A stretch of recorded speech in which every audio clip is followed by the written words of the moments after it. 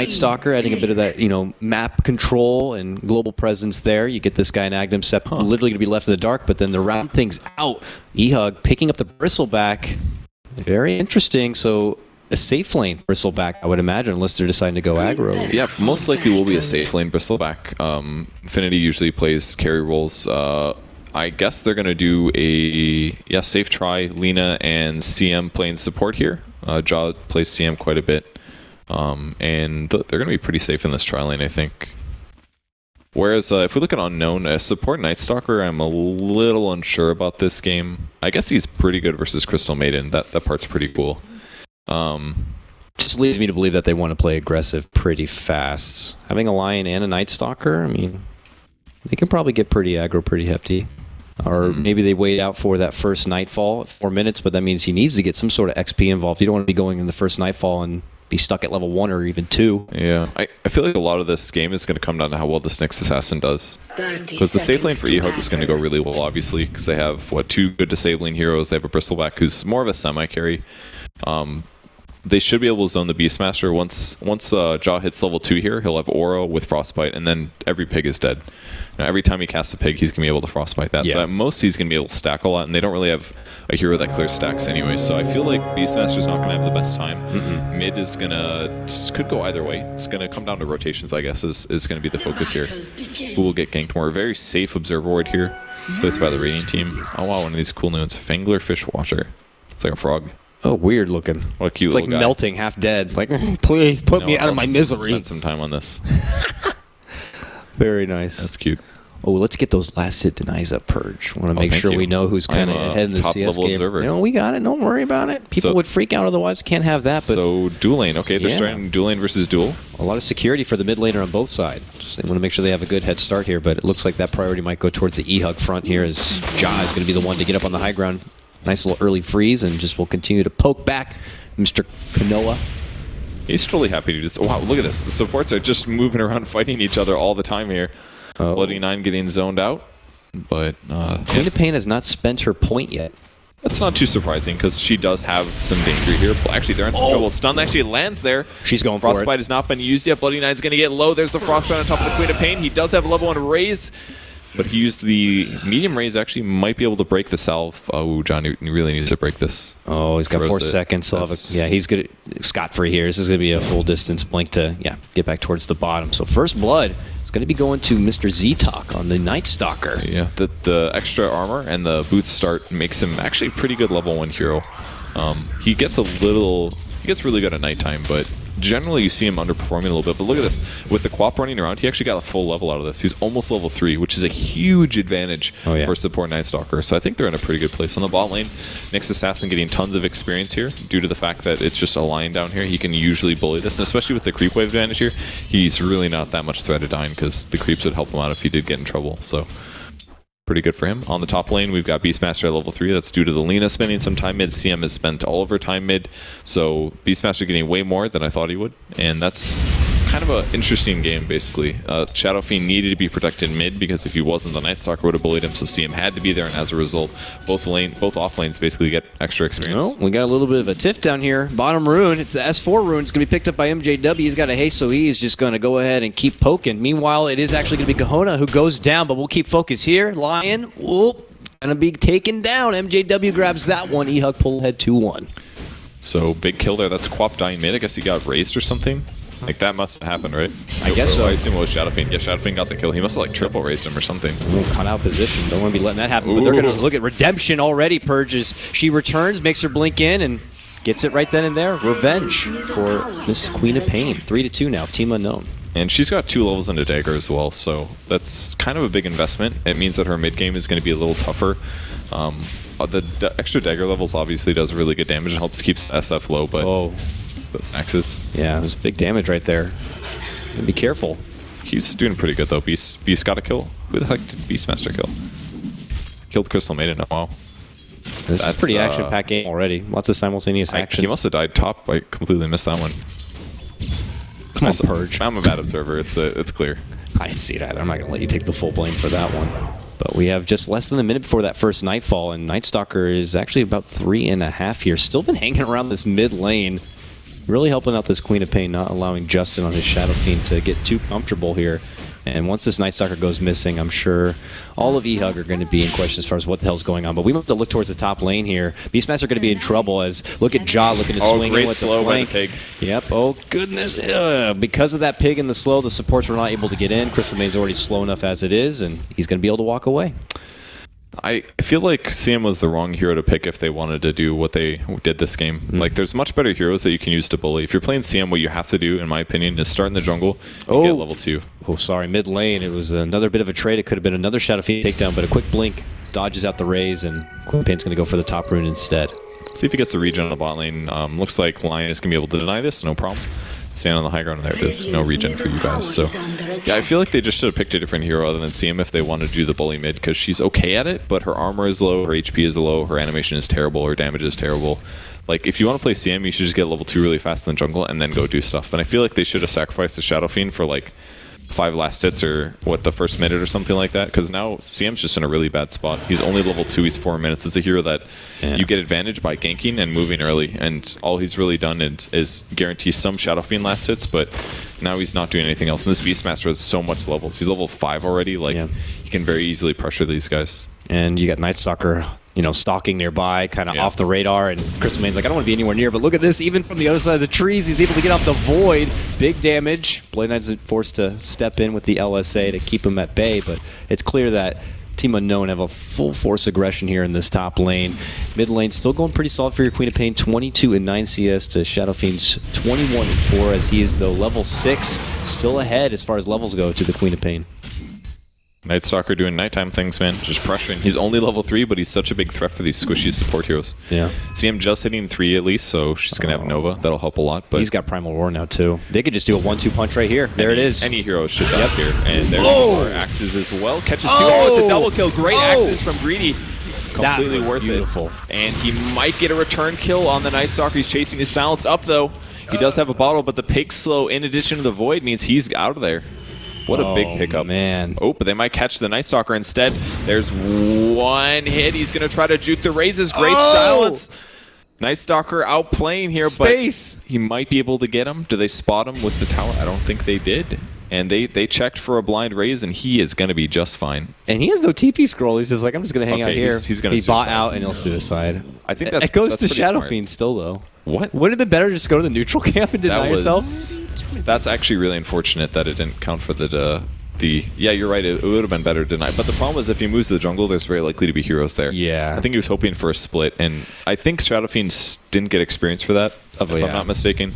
But he gets gold, right? But he does get the gold. But it's actually not that bad. The way that it's working out, you get a large chunk of your gold from the EXP, from the area of effect gold. So if it's just gold like that, he probably didn't make that much. But just from he got 149 gold. That's really not that much. No. And if that was previous patch, it would have been like 250 or something like that. A lot of the gold is just from the AoE, so it wasn't that big of a mistake, the fact that it went that way. I think that was okay. Just pulling him away from the lane is nice, because now you look back and it's Queen of Pain who's ahead in levels now, 7.5, and Justin makes his return, finally reaches at that level 7. So it's time for Queen of Pain to get a little bit of love for herself. It looks like till top lane, man, they are just all about being aggressive here, even bullying Infinity into that dark corner. He has just no safe place to find that farm, and this is your safe lane core farming Bristle, and he is just really shaken up. He doesn't have any regen. He doesn't have a bottle. They can still pressure top. It's almost daytime at least, so he's going to be a little safe soon. But, ooh, they go for the smoke. They do spot out Justin, and that should be a dead hawk. But he's going to take the last neutral. It's pretty dangerous to stay around. He does know that they know where he is, and the 2 heroes top are missing, so nicely played by Justin to back up JK. He's going to get killed now. Here comes the slow. Here comes the roar. He doesn't have axes. No axis mana, but I don't think it's going to matter. He's going to be able to do one raise and a right click, but Quap rotates as well, and that's an easy kill. Can they turn things? MJW6 coming in, invis. Looking for the hit. He's going to get the stun. No, he's not watching. Oh, he was looking at the other heroes, unfortunately. Oh, and he misses the stun as well. Dude, that'll be huge mess up here. The flame comes through. There's the blink forward, and Lena goes down. What a mistake from MJW. Really needed to stun the Night Stalker or whoever that was. Who TP'd out? The Beastmaster. Could have gotten the Beastmaster kill and then maybe escaped, but instead they just lose an extra hero and all of his time is wasted. They are slipping up. It's not looking good. They're getting pulled into their own jungle, and it's just very uncomfortable. And all the meanwhile, you have this Slark just going crazy in the bottom lane. He's got his Midas. He's happy as a clam, and he's able to just kind of build on up as something to fall back on. But Very safe to say that was a super successful first Nightfall for Team Unknown. Able to bully out that top lane, keep Bristleback kind of guessing, and allowing their Beastmaster to get so much. Queen and Pink got some assistance, and, well, I think just from top to bottom, they're doing pretty swell now. 8-3 at about 8 minutes in. And it's unimportant here as well. It's Beastmaster with 3 kills and 1 assist. Like, you never get that many levels out of Beastmaster, but he's got a lot here. He's getting kind of close to his Necro 1, and then he's going to start solo killing heroes. At least the supports, easiest kills ever. Jaw's only level 3, the Lena's only level 4. Neither of them have big armor, so if Beastmaster ever finds him solo, he's going to start getting solo kills and snowballing even harder. So what's the more comeback factor here for eHug? I mean, that was the debut vendetta from MJW, but it didn't work out. But looks like he might try another one up here. We'll have to see if it's going to be enough for the Beastmaster, who has Primal Roar ready to go. But they certainly will need this bit of momentum if they can pick up a kill. He's got a lot of quills. It's going to be a good time to initiate here. He doesn't quite reflect the damage. Stun misses again for MJW. No. First 2 stuns of the game. But Infinity is going to be healing up here. They might be able to turn this. Big slow on Bristleback. He's going to have enough axes in 2 seconds. Man, 2 stuns missed on Nyx Assassin. Like, you can't pick the hero if you're going to miss the stuns like that. That's so significant. They could have definitely killed the Beastmaster. He would have died there for sure. Oh, look at him. He's coming in. Caught. He's going to land. Void. Oh, but he's got no more heal. He does land the stun, but now there's a finger coming out from Lion Excel. Going to be landing it with the cherry on top. MJW goes down. Infinity has to go the hell back. Get him. Gets him. Oh my God. These guys are unmerciful. Quap has 5 kills right now. 10-3. 1 kill a minute coming out for Team Unknown. They're just getting wrecked everywhere, man. They don't have any place to farm. They don't have a safe farming location. Their ganks aren't really working. They're not really ganking. They're kind of playing. They're playing very passively, basically. They're kind of standing around. I feel like what they need to do is they need to grab CM despite her being underleveled, and Lena despite being underleveled. They need to smoke to a lane where core is, and they need to blow somebody up and then get the hell out. And they need to do this repeatedly until they have advantage or levels. Yes. Farming is not what they need to do at this point. I feel like all of the cores from Unknown got so much that they can just passively sit in their lane and wait for the rotations. eHug needs to actively rotate out of their lanes and go other places where they have strength. Like, look, the dive's just going to keep happening top. They're just trying to defend top tower, but it's only got 165 HP. Like, oh, these two ladies. They're get dived here, and they're going to Someone help these ladies, Purge. Oh, stun on one. Bloody Nine's going to be going down here. The Urn's going to certainly finish her off, but here comes the cavalry here coming out from eHug as they do rotate in almost all of their forces here. So dangerous, though. Okay, nice stun. Does connect onto Z-Talk there from across the trees, but there's going to be no follow-up, and they're able to get tower still. So, Unknown, they're happy with this. They force out a lot of rotations. They get the one Lena kill on the tower, and still your Slark just continues to farm elsewhere in the world. 11-3 now for Team Unknown. He's got a Midas, and he's really got the items. They haven't taken bot tower yet, so I guess they've got that going for them, but I mean, if we look at the items on the map, there's way more on the Radiant team right now. Nice item hotkey work you got there. Man. Oh, this is where we're going to switch to net worth, though. Oh, they're going to get pissed otherwise. Okay, there we go. But I would be surprised to see. Oh, it's Big Fan at the top. But yeah, speaking of which, she's giving us a nice scream. But oh, okay, maybe over anxiousness, overzealousness. That's a mega kill streak going to the Shadow Fiend, and that gives him what? That's big. 636 gold. That's basically the big pushover that he really needed for his mech, and things get a little tougher now. It's going to take probably Finger of Death kind of stuff to get Shadow Fiend or him to be really out of position. Justin can definitely turn this around for his team here. Getting the double raise off or whatever is really all they need to turn stuff. And as the game continues, I feel like Bristol can still catch up.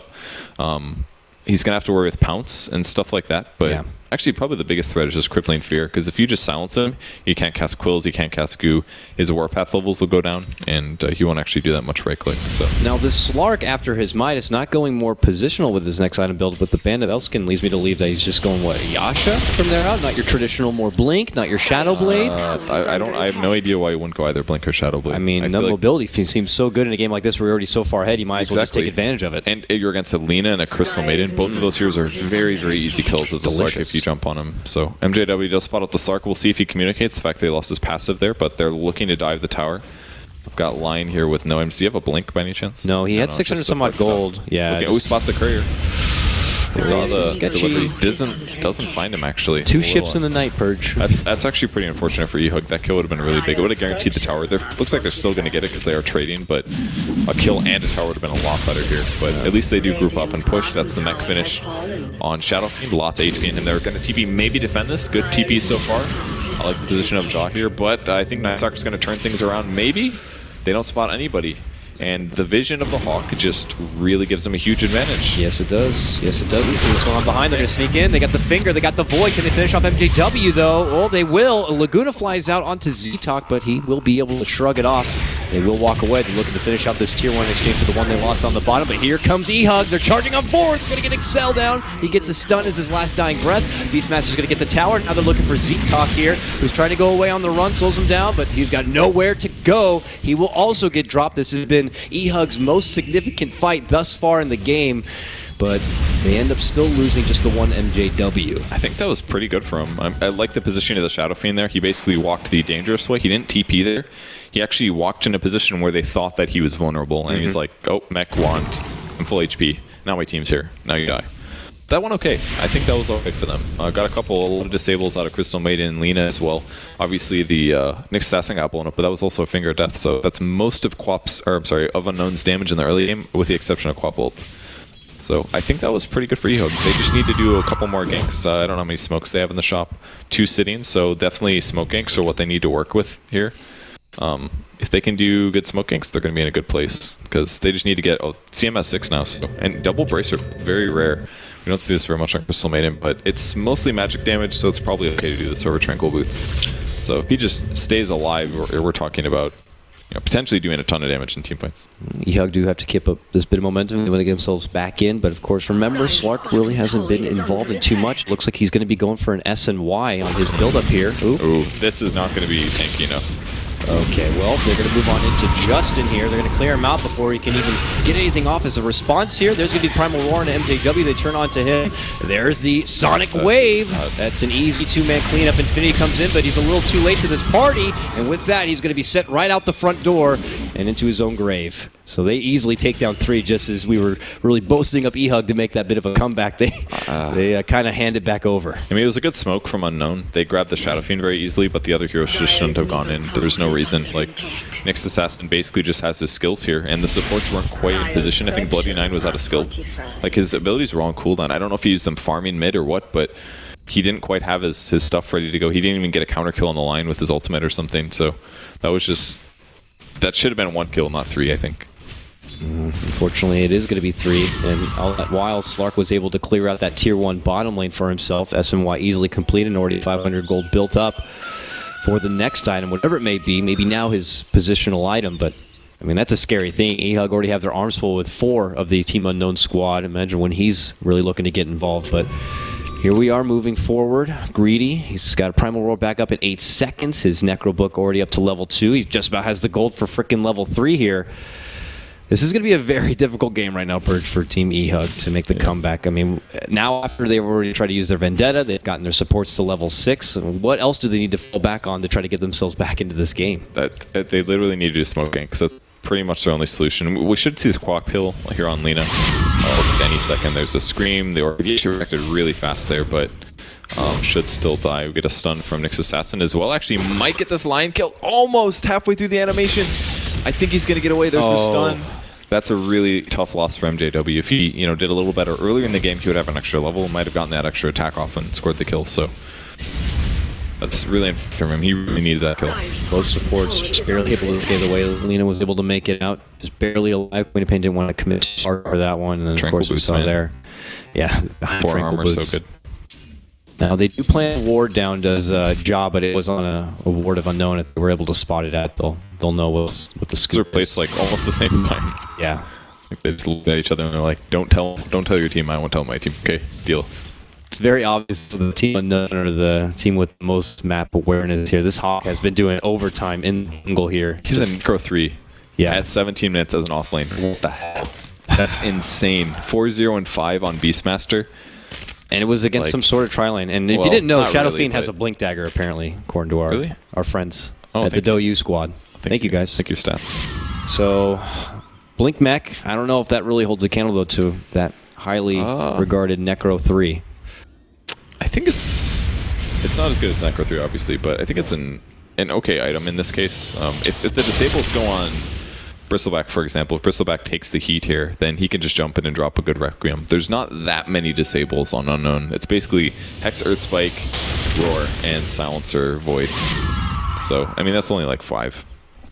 Is that all? But a lot of them will be used at the start of the fight, so I feel like it's going to be all right. Yeah. He's actually going for a kill here. There's the TP out. I don't know. He already pounced to the high ground, so... Pretty scared, but I think that's safe. Like, if they didn't land the Lina ult first, there was no way they were going to be able to score kill. They really need to start killing these Hawks. He's not going any mobility, by the way. I was just going to give him a little bit of crap. Like, hey, if you had Blink, you might have been able to get there quicker, buddy. But no, he's going to go right to this Scotty, it looks like. Right after his SMY, he's like, I'm just going to go with raw damage. You know, why not? And the stats they're just really healthy against heroes like Lina. They're TPing in, looks like this is going to be the fight. He ends up casting Spike Carapace in time, reflecting some damage. Stun lands as well, but there's the finger, puts him down to 40. Sam ulti gets him low as well, but Slark leaps the other high ground. Oh, almost an ulti from Justin. I don't know if it would have killed him, but it would have gotten close. He's thinking about casting. Are they going to get him a time? There's the pounce getting ready. Here comes the leap possibly, but there's the Drake. They break Quap ulti, catches 3 Infinity. Styles, but turns his back, grabs the Slark. Slark goes down. Infinity should fall as well. Here comes ulti, but the Roar in time to stop him and the mana drain, and that's it for Justin. Nothing more for him here. He's done. He's done. That's going to be a 3-for-1 trade. A Bristleback barely able, weak and wounded, crawls back to the base for safety. That means this tier 2's going down. Purge, they might even be able to press down this mid lane. They could force out a very early buyback from the Shadow Fiend in contention for this tier 3. This is super impressive game 1 coming out from Team Unknown, the open qualifier squad. Yeah, I just think the main issue again was their initial laning stage for eHug. They weren't able to transition well into a decent game, and obviously MJW messed up his first 2 ganks, so that was just too significant. They're gonna try to slow things down, but and well, with that, they're going to get some good damage onto the racks, and now they're going to be looking to pull back, but MJW is going to get hexed up, and I think with that, Team Unknown are like, you know what, we're happy with this. Let's roll out, boys. We'll wait for the next shot. All right, so they back up, take their gold and run. Networks are still looking really good for the Radiant team here. What does Beastmaster get next? Like Blink, possibly. Blink, Necro 3 would be really good, especially against the squishy supports. He could jump in and solo kill them at the start of the fight, and then they pretty much just win him. He went for a max Frostbite build, actually, which is... I guess it's decent against Quap and stuff like that. It's... I don't know if I would play CM like this, but I'm sure Jaw has some good intentions behind it. Get the most out of that lockdown, it's like the oldest CM build, basically. You know, it's like bracer stack, and why not make a wand instead of one of those? There's no reason to have a bracer over a wand. I think there's absolutely no reason. You get more damage, I guess. You get 2 more damage. You get 6 strength versus 4, but if you use 2 stick charges, then you definitely get more value. I think this is completely wrong out of Jaw. There's no reason to get a bracer over one. If you're getting 2 bracers, there's absolutely no excuse. One of these could even be an urn, you know, slightly more expensive, gives the same strength, but also getting the soul charge ability is really good, or whatever the heck it's called. Well, that's going to be a pretty swift and easy roach there for Team Unknown. eHug was on the scene, but they really had no response. It is still nightfall right now, it looks like, and with that, Team Unknown, they're going to give it another college try at this mid lane here. Will eHug have the defense to stop them? These Raxes are already exposed. The melee only got about a third of its life down here. But Team Unknown are going for the kill here. So now they're going to charge on in. They're going to pull out the Nightfall. There's Bloody Nine, could get spotted. Early Void, and now they put their attention towards the racks themselves. Slark chopping away there on the ranged, and really it's just going to be a bit of a slow siege here. eHug, they need something to lead things off. Where is our Shadow Fiend at? Coming from the back. Yeah, he's waiting by the secret shop here. JW coming as well. They're not quite in position, just need a bit more time.